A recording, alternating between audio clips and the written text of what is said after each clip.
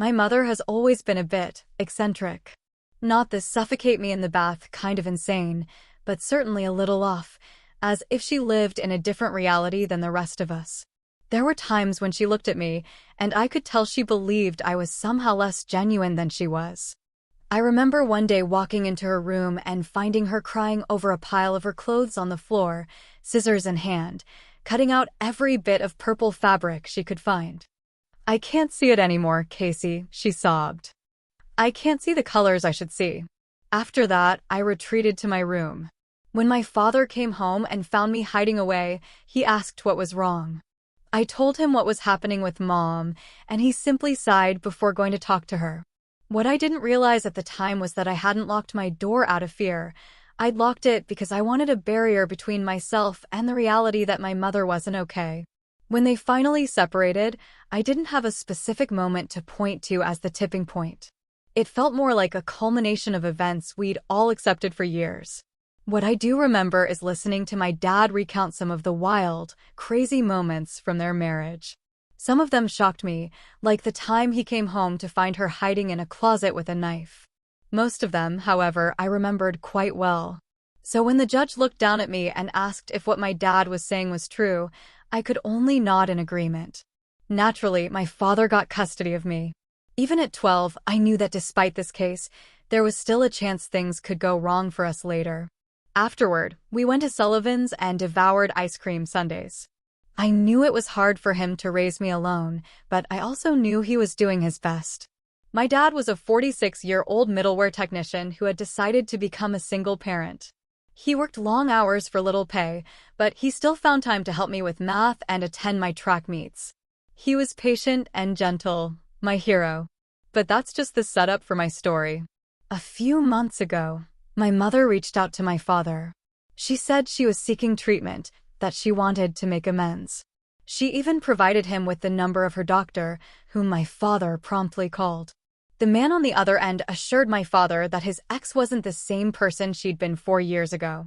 He said she had changed, that she was finally accepting reality, and that my father and I were important to her recovery. At first, my father was skeptical.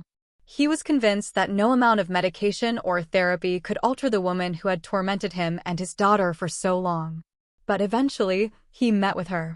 He thought it would just be a way to finalize things, to put the nail in the coffin, but he realized she genuinely seemed different, more clear-headed, more stable. They met a few more times, and with each encounter, he became increasingly convinced that she had truly improved, that this time might be different.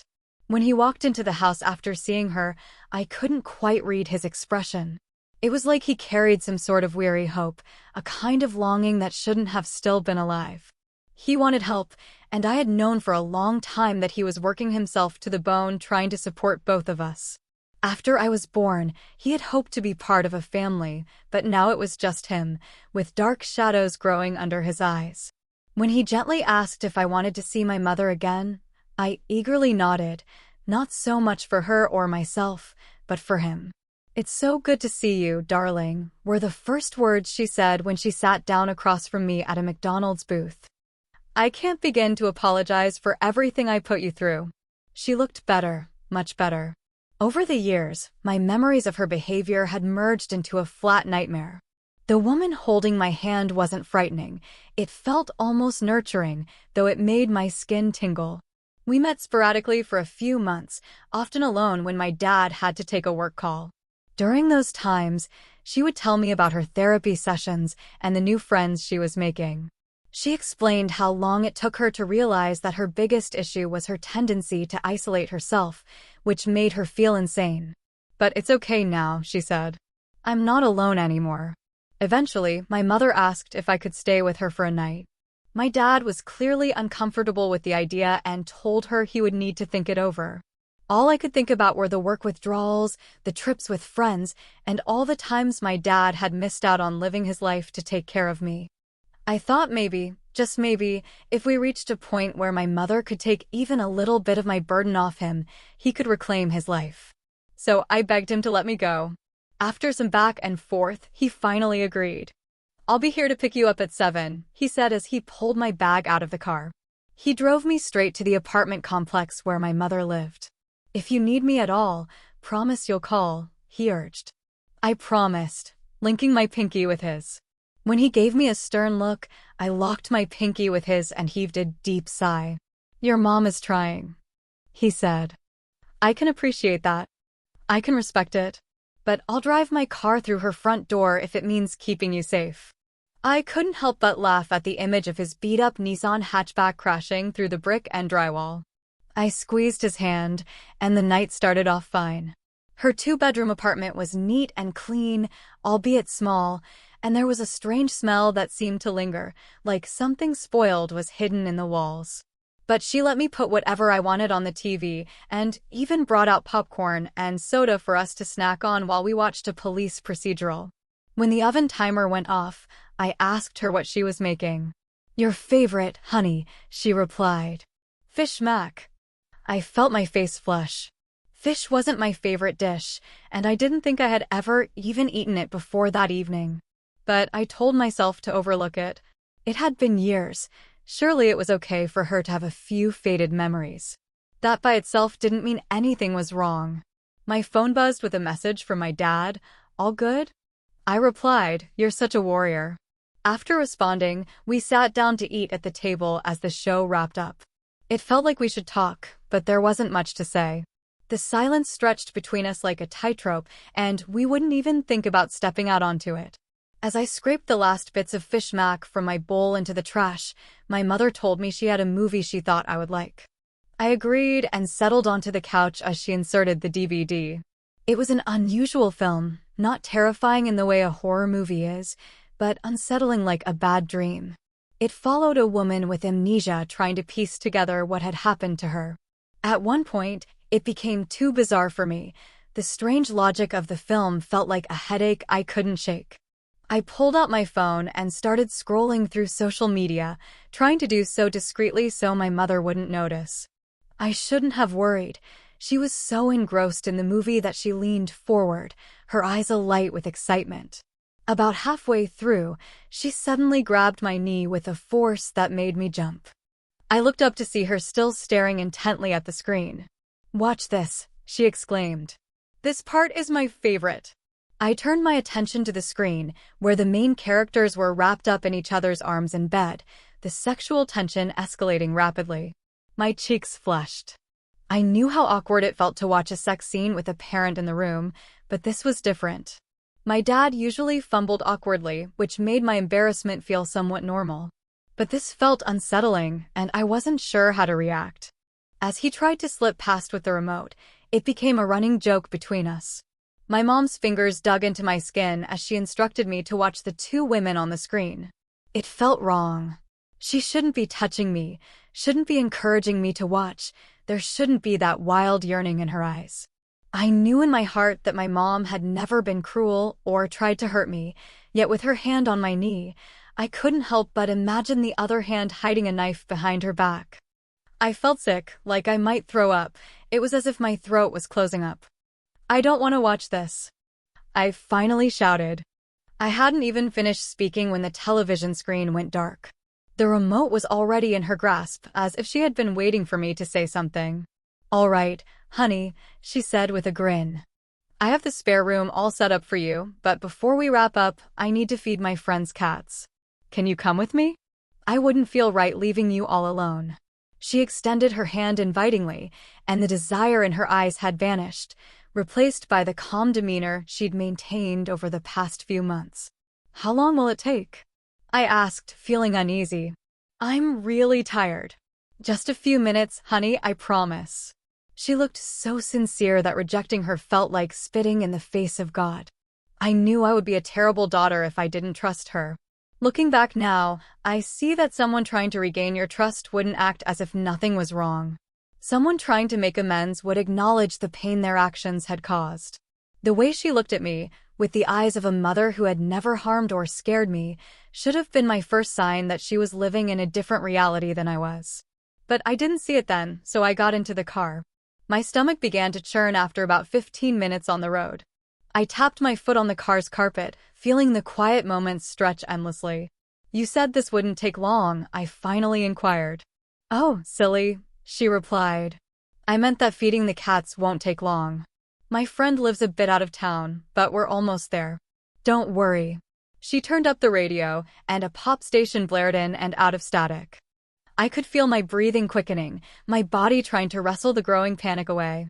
I attempted to send my dad a quick text to check in, but my phone buzzed moments later, telling me the message couldn't be sent. When we finally pulled into the winding gravel driveway, we'd been in the car for 45 minutes, and the radio was a hive of static. To call the place a house felt generous. It was a cabin nestled deep in the woods on the edge of town, the kind where you could tell the owner had rejected electricity and running water for the sake of independence.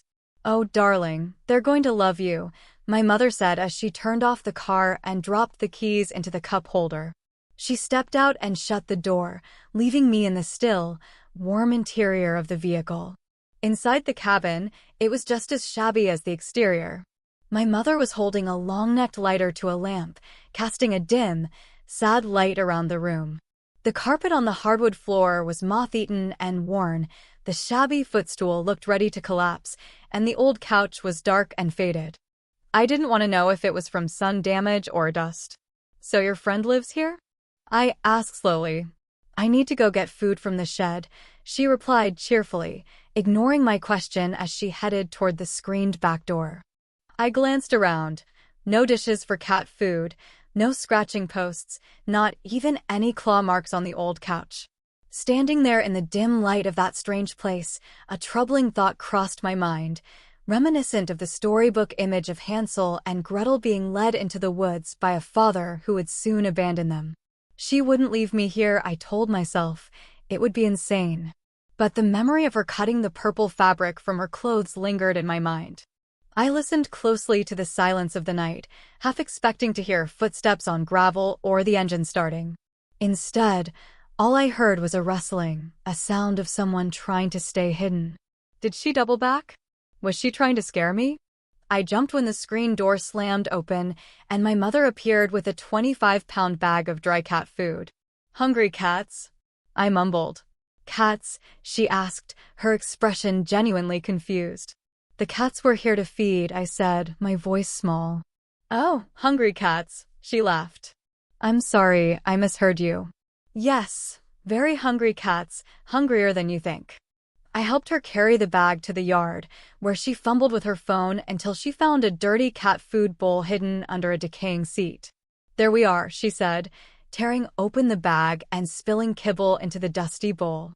Can we go now? I asked. No, darling, she replied, confusion etching her features. We need to wait for the cats to come eat. Don't you know anything? I felt my body tense, and the realization hit me like a jolt of pain. This person in front of me was not living in the same reality I was. The thought that the wrong word could provoke my mother into a violent rage sent a chill down my spine. So, what's your friend's name? I asked, trying to keep the conversation going. What do you mean? Her eyes were no longer on me. They were scanning the tree-line, following shadows between the trunks. Your friend, the one who owns this house? Oh, he doesn't stop by much anymore, but he told me I could come visit any time to take care of the cats. When she finally turned to look at me, I knew she wasn't seeing her daughter. Her eyes drifted over me as if assessing a piece of meat or a statue. I instinctively turned away, keeping my gaze on the trees, knowing her watchful eyes were still on me. Out of the corner of my eye, I noticed movement. I focused on it without looking directly, realizing it was the shed where the food had been stored. The roof was collapsed, resembling the aftermath of a violent crime, and the door hung off its hinges. A dark shape peeked out from behind the shed, a figure against the shadowy backdrop, watching me with an unsettling curiosity. You know we might be here for a while, my mother said, still focused on me. Why don't you go lie down inside? I don't want you telling your father I kept you up all night. Sure, I replied, my voice sounding far away. It felt like I was swimming through glass, slow and bleak. Why don't I just lie down in the car? That way, when we leave, I won't have to wake up. Her voice turned harsh, unforgiving. You'll hurt your back in the car, Casey. Lie down on the couch. You are my daughter, she yelled, her voice echoing through the night. When I tell you to sleep, you will sleep. Do you understand? I felt my breath falter, tears beginning to fall, but I was no longer in my body. I felt as if I were made of clay, soft and malleable, easy to crush and dispose of when no longer wanted. In an instant, my mother's arms were around me. "It's okay, honey. Mama's here," she said, her tone soft as if she hadn't just yelled at me, guiding me into that unwanted cabin. "Mom will make everything better. You just have to lie down now, okay?" She laid me down on the dusty couch and tapped my cheek with one hand before walking through the door onto the patio and then onto the grass. "Here, Kitty," she called, her voice fading. I felt an overwhelming urge to get up, to run, to reach the car, but my limbs felt heavy and weak, as if her outburst had wrapped chains of dread around me. As I tried to slow my breathing and regain control of my body, I noticed my mother's voice growing fainter, as if she were walking into the woods. That's when I heard other sounds, not the previous rustling, not the echoes of her movements. I could hear the faint sounds of footsteps, the careful pacing echoing in the room. The sheets creaked in an uneven rhythm, as if something was moving slowly, something completely wrong. The dry scrape of nails against the peeling wallpaper filled the air, accompanied by laughter that was both wet and dry at the same time. Something began to shift behind the couch, and I peered through half-closed eyes at its shadow on the wall, illuminated by the dim light. I saw a figure climb onto the back of the love seat, perched there like a grotesque statue. It was huge, the size of a man, unsteadily balancing on the worn furniture, which groaned beneath its weight. Above me, a low growl rumbled, reminiscent of distant thunder. Then, I felt a heavy wetness hit my shoulder, trickling down my limp arm. I stood frozen, not by choice, but because I knew in that moment that I was as good as dead. I would never see my father again. Whatever this dreadful creature was, I understood it would either consume me or destroy me, and since I accepted that reality, I realized it was pointless to run. There was no reason to fight. It was all over. All that remained was to accept it. "You will be, you dreadful thing." My mother's voice sliced through the tension like a flashlight piercing the darkness. "Your friends are over here. Don't worry, you can play with her later after she's had her rest."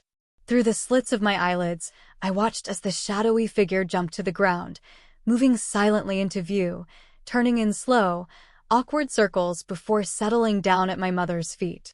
It looked mostly human, but its proportions were all wrong, the arms too long, the knees bending at unnatural angles. As it followed my mother through the doorway, it glanced back at me. Where its eyes should have been were dark, glassy voids. Its mottled, scarred skin twisted in terrible patterns, and when it grinned, I saw that instead of regular teeth, it had sharp, jagged splinters of bone, blood oozing from the gaps. The creature tilted its head at me, those dark glass eyes seeming to pierce my soul.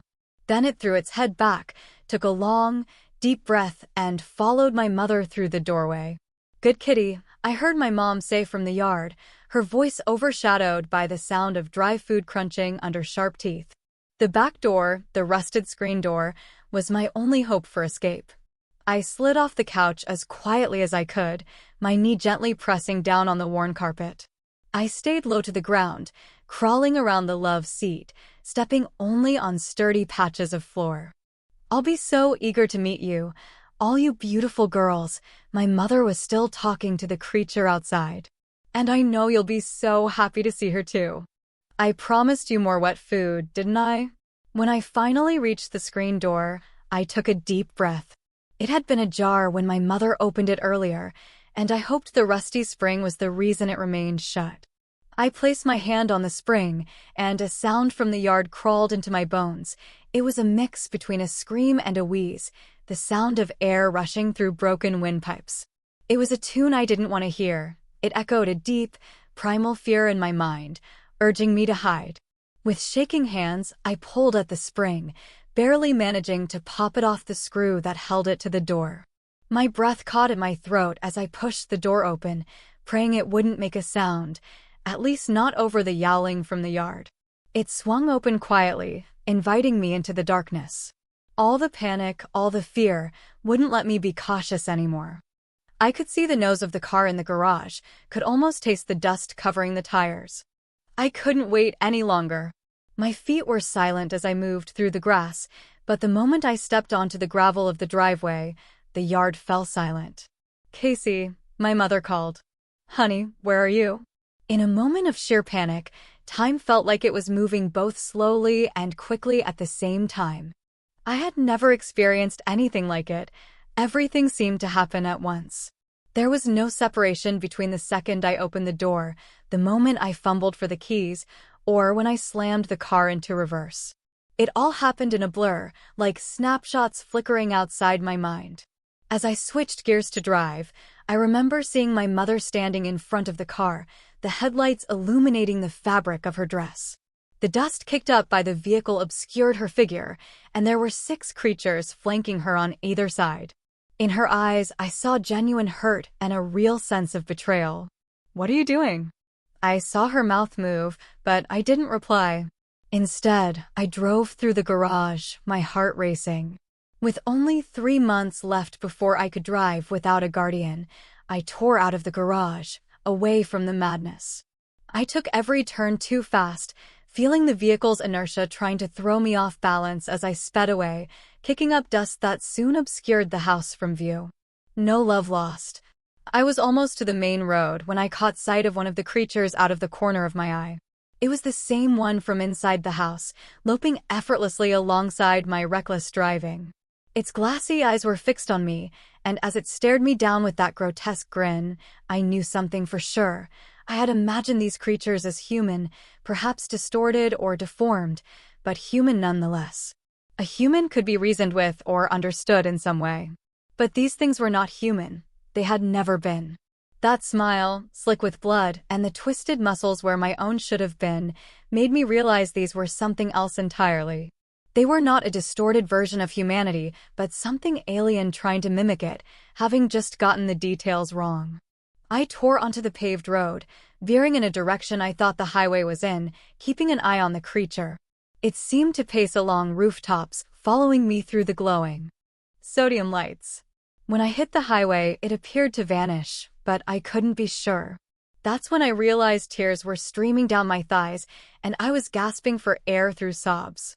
I drove not toward home, nor to any specific place. I pressed the accelerator down, desperate to put as much distance as possible between me and that horrifying cabin. It wasn't until I felt something vibrating at my feet that I considered stopping. My phone must have slipped to the floor. I reached for it and saw 12 texts from my father and 20 missed calls. My tears shifted then, no longer those of panic, but those of someone about to be rescued. I pulled into a rest stop and called him, gasping as I tried to explain. Before I could finish, he interrupted, asking where I was. I gave him the address of the stop, telling him everything I could. I could hear him getting into his Nissan, and I rushed to share my story. In tales like mine, the teenage girl often leaves out details to avoid being sent to a mental hospital, but I didn't even think to do that. I told my father everything, the story about the fish mom, how she claimed she just needed to feed some cats, and how I saw the first creature behind the shed. I ended up throwing up in the passenger seat. When my father finally arrived, I fell into his arms, crying and shaking, and he held me like I was 5 years old again. "We'll call the police," he said, running his hand through my hair. "We'll tell them the important parts, that she took you to a strange place and made you feel scared. But the other stuff," he hesitated, "I'm not sure how we can explain that." I nodded. That made sense. We were almost home when the weight of the night settled over me, waves of exhaustion washing me away from consciousness. I glanced at the clock and smiled. It was 7 a.m. "I'm going to sleep now, just like I said," I muttered, beginning to drift off. That was 7 days ago. After we spoke to the police, they sent a patrol car to the cabin for my mother. When they arrived, no one was there. All they found was an empty dog food bowl with my mother's shoes placed neatly beside it. According to county records, the cabin had been abandoned for decades. The last owner died before the turn of the century, and the land had been divided among his children. The police spoke to all of them, but none had any connection to my mother. They assured us they were still investigating, but I'm not holding my breath. It doesn't matter anymore because we're leaving. My father said he's been interviewing for a new job in a different city. He stayed home from work all week and pulled me out of school. We keep the doors locked and the windows drawn, and the gun he usually keeps in a safe is now always nearby. He says that once he gets the new job, we're booking our flights and moving far away from this town, away from my mother and her creatures. In the meantime, we're sleeping in the living room. I lie on the pull-out couch while my father sits in the armchair, watching over me. I can't wait to leave, but sometimes as hard as he.